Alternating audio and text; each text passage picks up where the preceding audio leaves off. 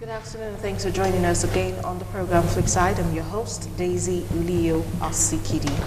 And today, like I promised last week, we're going to be talking about youth involvement in election violence. So elections are just around the corner in Edo State and even Ondo State, but everyone, this is Edo, so pardon us if everybody seems to be talking about Edo elections and it's always on the news. And then we also have a rerun election in Bayelsa now because the election has been scrapped over there. So elections are ongoing in Nigeria at this time. But one thing seems to be very common when elections starts, before the elections, during the elections, and even after the elections, and that's violence. We have a lot of young people involved in carrying out some of these issues.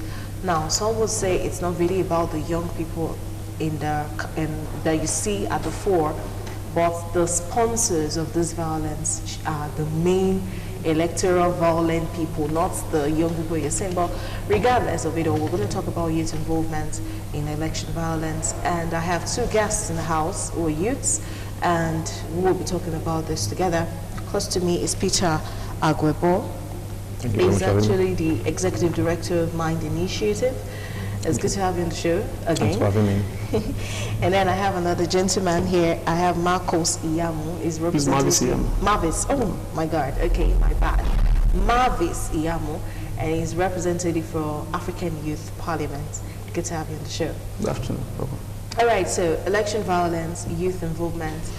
The elections are holding September 19 in Edo State, but before this September 19, if you're in Edo, if you're not following the news, at least you must have heard somewhere, maybe not on television, maybe not on social media, someone must have told you that things are happening in our state, citing the issue that happened at the front of the Oba's Palace and the gunshots, apart from the fact that it was a total disrespect to a very royal ground. But we have two people running major contestants for Edo State, and they are actually young people. They're not elderly. And because of that, many are saying the level of violence in this election is going to exceed all others. These people are young, they're vibrant. So I would start with you, Mr. Peter, today. Well, the first question I have is, this electoral violence that we're seeing, is it really because of youth youth are restless or youth restlessness, or is the win or die mindset of the contestants? Okay, both are actually the reasons behind it. Because when a politician is so desperate to the fact that he wants to hold a political office, he or she will definitely do everything by all means to get it. And though it's advisable, you do everything by all means within the ambit of the law. Let's not forget the fact that over the years in all countries in the world, there have been no election that have not been marred with by violence. Yes, there are categories of violence. Hate speech, online hate speech are violence as it relates to election are called election violence. Tearing down of a billboard, campaign posters, all these are violent acts.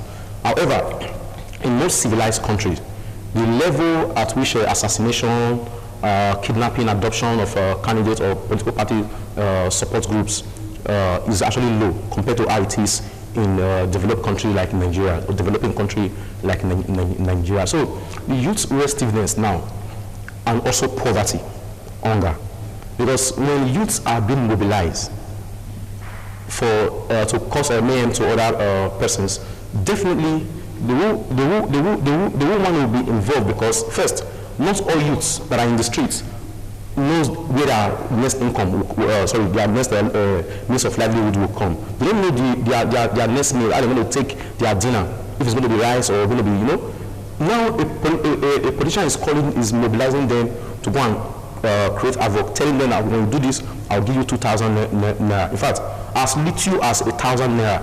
We have so many youths that can actually be involved in that. So the political party candidates or the political gladiators now, the politicians, they have a major role to play, because they're actually using poverty as a tool to instigate our youths. for them to use our youth as their machine for their, to orchestrate their act. Because the poverty rate and hunger in this country is alarming. So when someone is being told, okay, just go and do this for me, they will not tell you go and kill. But after giving you some drugs, some drinks, and a little talking or even promises, you go and execute. So youth restiveness and political party candidate interest are a major role, major thing to look at while looking at the Okay, we're talking about some of the ways youths are perpetrating this violent act. And we have thuggery, we have youths being involved in the vote buying and selling. We also have cultism. We have youth being impatient, that's the youth restiveness, and we have youth propagating fake news and encouraging godfatherism. Now, I don't know how youths are encouraging godfatherism. Those are the big dogs. But Marvis, I'm going to talk about cultism a little bit. You're a student, you've been involved in student politics, SG work, and all of this politics, NANS. Do you think education has a role it's playing in youth getting involved in election violence more? Is it lack of education? Do you think it has any way it's playing a role in this? Before I talk a little bit about the cultism I want to talk about. Okay. Thank you very much, Mrs. Daisy. I don't know if I'll be permitted to quickly do a reflection. Yeah, sure, go ahead. You see, the youth, they are the ones responsible for what is happening within the political sphere. Especially when we're talking about, electoral violence. Because we are always at the receiving end of the whole exercise. For me, we still have a very long way to go. First of all, we need to go re-educate and reorient the minds of the youths. Being found in the four walls of the university or high institution doesn't make you a reasonable person. Doesn't automatically translate your responsibility to responsibility. So it's a question of you identify with the reality of things, putting into proper consideration or application your knowledge in the environment you find yourself, the higher institution, the higher learning. So very vast majority of the youth or these young minds who find themselves in that environment, I can tell you that they are in there for different purposes. So in the process, we found ourselves to be involved in the umbrella body of Nigeria Student Movement, which is NAS. We were involved with the intention to, let's see how far we can liberate the students' mindset, prepare them for a better future, for a better political activism outside the student purview. So we were involved with different ideology. We were theoretically cleared on the issue of politics. We were also involved in making proper use of political theory, political literature. But I can tell you, the youth of nowadays, you see around today, that are either very being useful to these politicians or they are at home, like with this I don't care attitude, I don't care, I don't want to be involved in their political activities. After all, my father is not interested, I'm not the one interested. After all, that we're done. So there are different sectors of these people, different categories of persons who are active and not active in both ways. Some are at home, going to their phone, making themselves busy with this big Nigeria and some other, sorry to say, irrelevant things. But they are not even conscious enough to say, how do we contribute our quota to change the narrative, the whole front is now? What are those efforts to put in place? What can we do? How do we, sensitize people? How do we change the mindset of these people? Also, we begin to see ourselves as co-authors of our misfortune. I don't think we want to do anything about youth restiveness, cultism. I don't want to bring the issue of cultism into it because cultism to some sane and sound climb. It's like an organization where people push with the same orientation, belief, and kind of begin to push for something they believe in. And they do it in a different way, different form. So the fact that it's being misused by some who are roadside mechanical organizers, doing it in their own way. So it will not bring different meaning and understanding to the one that is well practiced in line with their rules and regulation. So I can't speak about that seriously because I have no business with them. But the point is that For me, I think at this time, at this level of our existence on this earth, everybody must come together. We need a concerted effort to be able to champion a cause that will liberate the minds of people. That will change the perspective of things, whereby the youth now see themselves as a very useful and productive tools instead of being used as a tool to cause election violence and other social vices. Okay. Now, many are saying cultism involving thuggery, now getting into cultism, is increasing because we have younger people now running for office. Now, in the days of old, you had less issues of people carrying guns around, shooting on election day. Using Kogi State as a case note, the last election, the governorship election in Kogi was really intense. I worked in Kogi for some years before I came to Benin, although I've been in Benin for about 7 years now, but my first media, anything I knew about media, I started in Kogi State. And when Governor Wada was running for governor, it was not a serious situation. But when Wada left and it was Wada and Bello contesting, people died. There was a woman who was set ablaze. And these things were done by young people. Now, is it that as the younger generation, because this is not too young to run bill, I don't know if I really love it so much when I consider some things that come with it. Is it as the younger generation keeps getting into power, they are increasing the value placed on being a member of a cult? You hear, apart from politics, there are some political offices you want to hold. You have to be a member of a cult to get it, like some kind of association. Now, an association of you being a Benin, an association of you being a Christian, an association of being a Muslim, is just cool enough. But why do we have to add cultism to it? Should we begin to encourage the older ones to come back because the younger ones seem to have too much energy? What do you think? Yeah, first, the not too young to run bill is a welcome development into our country's democracy, because when there is a youth inclusion, it shows a lot of sustainable development for our country's democracy and also economic growth. It's actually not true that because young persons are involved in politics, that's why the court's membership per se is on the high or on the increase. I would say it's just because so many persons are now being enlightened in the political scene, hence they are now saying what they've not been saying before. When we talk about election violence, let us not look at it only on this the central politics of you going for governorship, councillor, or local government chairman. Let's take this thing down to the youth level, those associations, students' union group, national youth council bodies. If you do a thorough investigation, you see that the electoral violence that is being that we see today in Edo State's governorship politics, we've seen it in youth council, students' union bodies, where students will threaten other aspirants just because of election. We've seen where candidates of student union body and other youth groups sponsoring violence in their own little way. So it is just like my colleague said, having a reorientation is what matters. But how can we go about this reorientation? It's not just for us to bring people into a nice hotel to keep sensitizing. No. Let's look at practical needs of doing this thing. And the practical needs is what? Going in depth, taking it from the roots. People go, okay, then in Uniben, if you are contesting as a time, then if you are contesting, your banner should be on black and white. But now, is this so? It's still so by law, but people still go about printing colored. We've seen colored. So the thing is that their policy, this contestant, they don't even know about those things.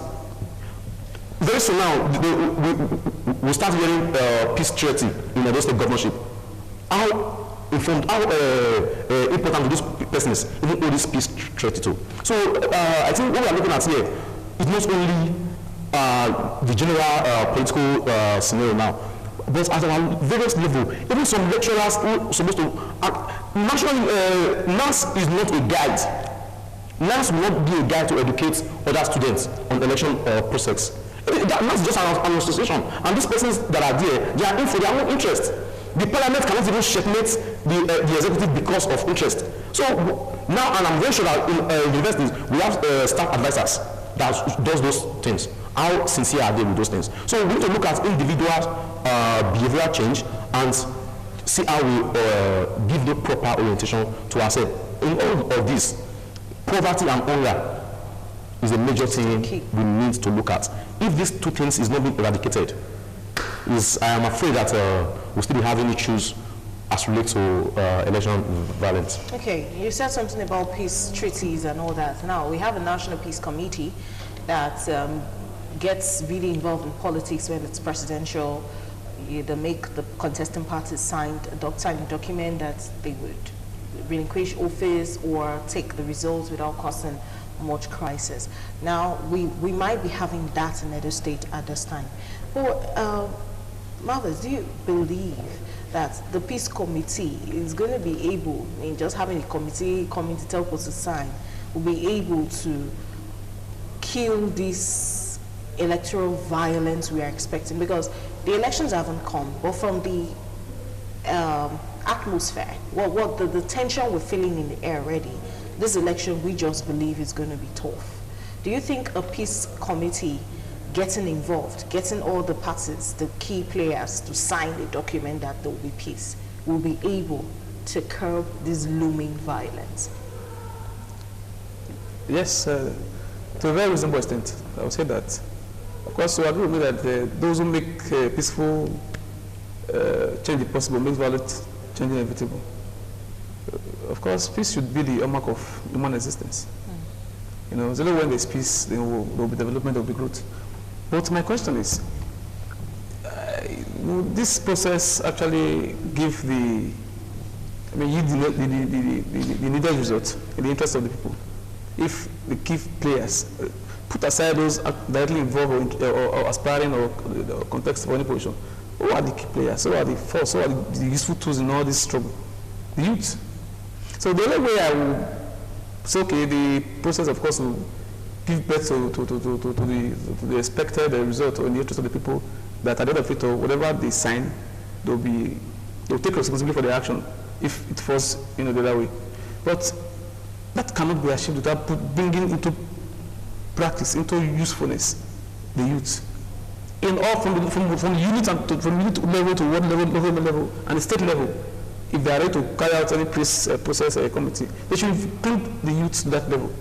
Because it's only when you make yourself available for any form of assignment that you use in that assignment. So all these people, these old most advanced player context, or those big gladiators, Godfather in some spheres, they are the biggest problem. They can't do anything on their own. That's the youth. You can't expect any man of 50, 55, 60 years old to be carrying gun, to be shooting sporadically and driving responsibly. So I think the youth we need to come together. We need to come together and ask ourselves the question and put ourselves in the shoe of those old men, what we can do, what we can achieve in the interest of the younger generation. Or else, if those things are not properly considered, I can tell you that to a very convincing extent, we have started failing our generation. Because we must submit ourselves to the advancement of the interest of this older generation. Whatever the younger show, they don't come out to say what's happening. They call the younger ones youth. They are used for shouting or dances or any song. Is a leader there, is a chair there, is this, they can't tell themselves. And the question you should ask yourself as a young person is that, it's not as if peace has a long way to go. But they need to commit the youth to respect whatever that they should not make themselves available for anything, violence or thuggery. They need to be oriented, they need to be oriented, they need to be educated. They need to work on their conscience. They have no theoretical clarity about politics, about governance, about political literature. They should go and learn today as we speak. The president of the country, Ibrahim Keita, will resign. That's the way was carried out by youth and not those older generation in Mali. So something can happen in Nigeria. Check the history, the records are there. Go to all of other African countries, those that fought for independence. I do not worry that I feel Nigeria as a country will never be involved in any revolutionary struggle. or to fight any minority capital, like it was fought in the times of Nelson Mandela in South Africa, or Samuel Machel in Mozambique. Is it Tanzania? And the very tender age, at the very young age, those men embarked on that struggle, and they succeeded. Today they gave it brothers and liberation to their people. What are our youth doing? Their minds have been taken away by frivolous things. Irresponsible things. You're supposed to be engaging an aspiring leader who's telling you that who's saying to give. You have the mandate. You have the power. You're not giving the power, not them. So you're supposed to be seen at this level, engaging these men in this area. What and what do you have for us? But in those days when you make promises, like the verbal promises, and when you get to power, you trade behind you. We should begin to check this men. People will expose them to public ridicule. There are no decent and intellectual way you can do it. But the question, like the issue is like really observed, that is like the level of hunger is just too high. And I'm sorry to say that. Not that that is dealt with seriously. I can tell you, sincerely speaking, that we still have a very long way to go. The narrative will not change automatically. We need to, purge ourselves of some ignorance. Like, what do we really need? So the token uses. There's a current senator in this state today. I think I don't mention him. I respect his views, his principles, his ideology, because I've got to engage him one-on-one. When he was contesting his first election of 15, after following to campaign, I was handling a very sensitive department. So after following to like 2 to 3 times in the campaign, whatever, I sat him down one day and said, "Sir, you called me for a brief and I discussed with you. They immediately said, okay, we can work together." So have you seen anybody, that bears the same surname with you in this whole campaign train and your introduction? Not even yours. For each time we are to guide us, to tell us your history, as to being a former, whatever, student leader and the rest. You keep reminding us that, you have your kids are responsible, you are this, you are that. I said, fine and good, we are also responsible in our own way. Sir, where are those your kids? Are they with you in this trouble that we are here with you? Just we are some of us were paid then. He said, no, man, let me tell you, I have my younger brother with me here. So he mentioned like 12 of his siblings there. So they are with me. But my children, they are far away. But I never encourage young minds involvement in electoral violence. I will not encourage you. So I will not even use for any. That's a very sane mind, a very different, a credible character in the political circle. So for me, I feel we are co-authors of our misfortune. It lies within our decision to determine what they want. To say, okay, this is what they want from these people. It's not about going there to cut them for money, ask them for feeding money for this or that every time. They will disrespect you. They don't have any regard for your contribution. We must take responsibility for our children. We must begin to check our leaders and put them in the proper quarter they belong. Or else we don't get it right.